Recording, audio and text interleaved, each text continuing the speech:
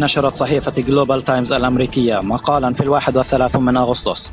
يعاني بعض الناس في جميع أنحاء العالم من سوء فهم حول تصرفات الحكومة الصينية في منطقة شينجيانغ ذاتية الحكم لقومية الإيغور، وبعضها تم تلفيقه بشكل خبيث، وهذا يظهر بشكل كامل أن الحكومة الصينية تنفي قيامها بأعمال الاضطهاد ضد الإيغور، وأن تتجرأ على القيام بذلك، وأن تتنصل من مسؤولياتها. ولقد رأت منظمات العالم قيام الحكومة الصينية بهذه الأفعال. وقال المدير التنفيذي لمركز تركستان الشرقية للأخبار عبد الجليل قرقاش إن الاضطهاد المدمر الذي عانى منه أهل تركستان الشرقية ليس من الرأي العام الدولي. هذه هي الحقائق التي سببتها حكومة الحزب الشيوعي الصيني في منطقة شينجيانغ. ومنذ الوقت الذي احتلت فيه حكومة الحزب الشيوعي تركستان الشرقية عام 1949 بدأت تتعمد تدمير وتشويه الإيغور وغيرهم من الأقليات الإسلامية خطوة خطوة لغسل أدمغتهم.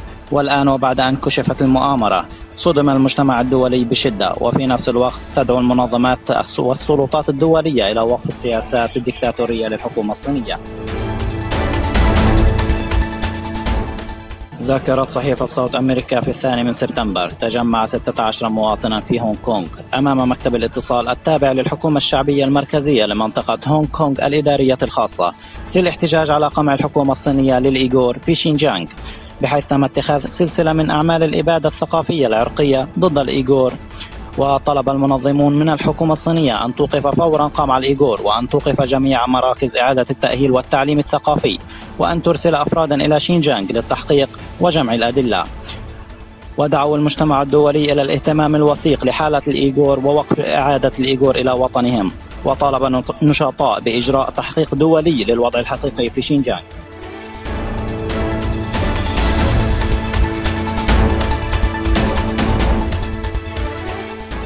في عام 2018 الذكرى الخامسة لمبادرة الحزام والطريق الصينية. إن هذا المشروع في الصين هو دافع جيوسياسي قوي للغاية، وفي الواقع هو مستمد من المصالح الخاصة العديدة للحزب الشيوعي الصيني، ومن قدرة الصين ومن فائض الموارد والقوى البشرية المفرطة والرغبة في التصدير لدول أخرى، وتعادل البنية التحتية واسعة النطاق التي كانت الصين تنفذها لتحفيز الاقتصاد وترويجه للدول الأجنبية لكسب المال. ويبدو الآن أن هذا الطريق قد اعتمد على نطاق واسع من قبل البلاد. وتساءل كثيرون عن نهج الحزب الشيوعي الصيني، بحيث أدت القروض السريلانكية الناجمة عن الإقراض الصيني إلى ديون مفرطة وفقدت السيطرة على مينائها، وقد أيقظت بلدانا أخرى.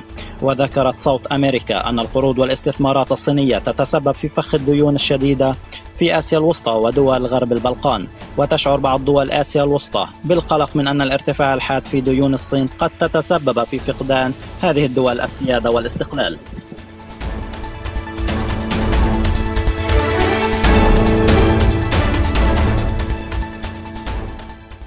في منطقة شينجيانغ ذاتية الحكم لقومية الإيغور تركستان الشرقية المحتلة من قبل الصين، يستمر اعتقال واحتجاز الإيغور من قبل الحكومة الصينية. ويجب على الأفراد المعتقلين وخاصة النساء أن يغنوا النشيد الوطني والأغاني الحمراء بصوت مرتفع كل يوم.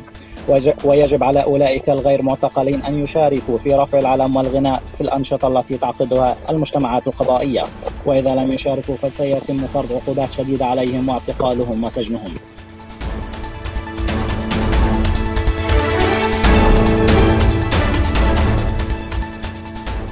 وفقا لخطة التعاون العسكري السنوي بين أذربيجان وتركيا، سيجري الجيشان مناورات عسكرية في القاعدة الجوية في قونيا تركيا في الفترة من 3 وحتى 14 من سبتمبر 2018.